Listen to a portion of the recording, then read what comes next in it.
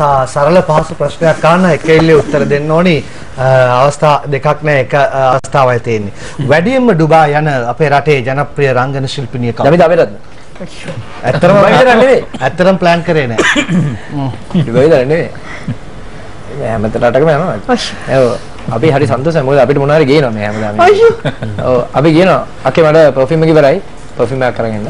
කියලා ගිහුවම ගේනවා. දැන් ඔක්කොම ටික කතා කරලා ලිස්ට් එක දෙයි මට. මේ දැන් කටාර් වලින් කෝල් එකක් ඇවිල්ලා තිනවා අපිට සම්බන්ධ කරගන්න බැරි වුණා විසන්ද වුණා.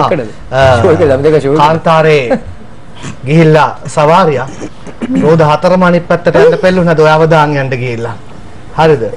අපේ කටාර් වල සිටින අපේ ප්‍රේක්ෂකයන් අපි බොහොම අපේ ශ්‍රී ලාංකිකයන් අපි බොහොම ආදරෙන් මතක් කරනවා මේ දවස්වල විශේෂයෙන්ම ඔබ අප මේ මොහොතේත් බලාගෙන ඉඳීම අපිට සතුටක්. මේ මොකද උනේ එතකොට?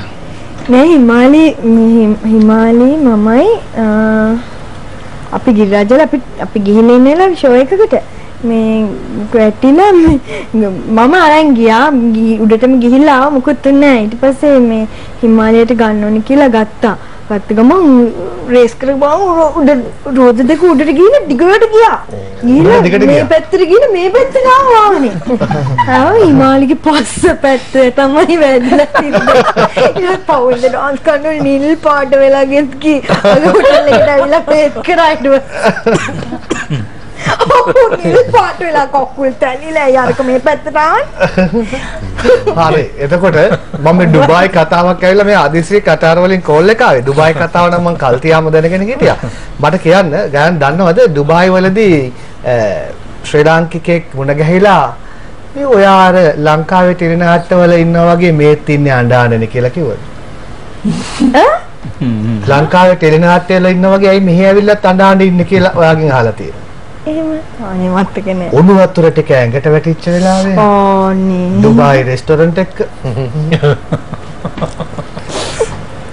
දිගටම පාරේ අඬන්න ගියේ ඒක තමයි ඔව් ඒ කියන්නේ හොට් වෝටර් ඉල්ලලා ඔව් රෙස්ටොරන්ට් එකේ මේ උණු වතුර එකක් ඉල්ලුවා මේ මොනස අල්ලන්නවත් බැරි උණු වතුර මෙහෙම අල්ලලා ගෙනත් දුන්නේ මම දන්නේ මම මෙහෙම අල්ලලා ගත්ත ගමන් අර පිපුරුව පොක්කලා නින්න ඇඟට වැටුණා ඕ ඉතින් දිගටම අඬන්න ගියේ පී ඔක්කොම පිච්චිලා ඇතුළ.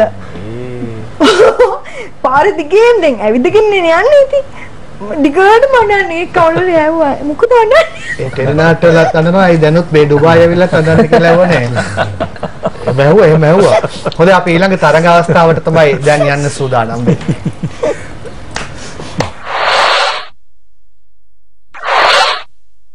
ගීතෙන් ගීතේ අපි මේකත් වාදක මණ්ඩලයට අවස්ථාව දෙමු ගීතෙන් ගීතේ වාදනය කරන්න කියලා පැරණි ගීතම 6 දෙනාම එකතු වෙලා ගායනා කරමු අපේ අද ටීම් එකත් එක්ක වාදක මණ්ඩලයට අවස්ථාව.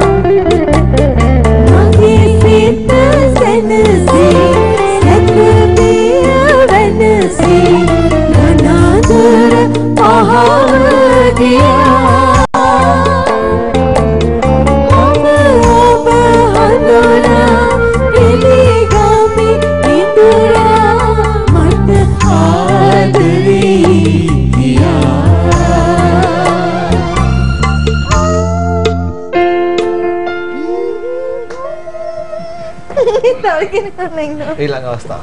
දෙකටම යන්න. මොකද අකුලක් කියන්නේ? නෑ මේගොල්ලෝ දෙන සින්දුව.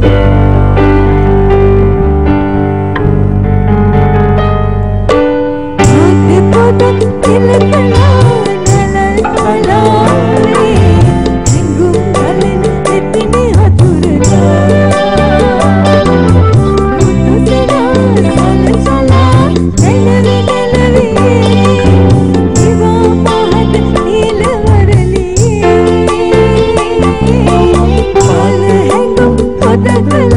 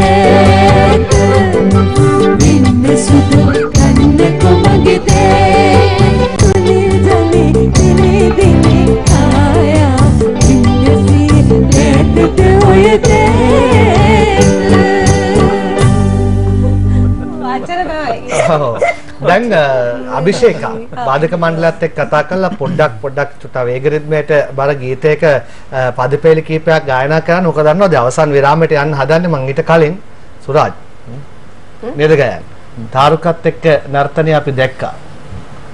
නමිතත් එක්ක පොඩි අවස්ථාවක් අපි ගන්න ඕනේ. ඩෝලිත් එක්ක. අයියෝ. ඩෝලිත් එක්ක අවස්ථාවක් මොකද්ද අපි කොටසක් ගායනා කරන මේ ගීතය? තාරුකත් එක්කම. නෑ මම ඔව් පොඩි එක. ගයන් රොමැන්ටික් යන රොමැන්ටික් උනත් මේ දෙන්න පොඩ්ඩක් අපි දෙන්නම මට නටන්න බෑ. තාරුකත්. නටන්න බෑනේ. මම නෙළුම් සංවේදීක. බලේ පෙත්තට. මම කියන්නම් තාරුකන. බෑ ඔයාට තමයි මේ අවස්ථාව දෙන්නේ. හරි අපි අවසන් විරාමයේ ගමු. අවසන් විරාමයෙන් අනතුරු මොකද්ද ගීතය කියලා අපි දැන කියාගමු.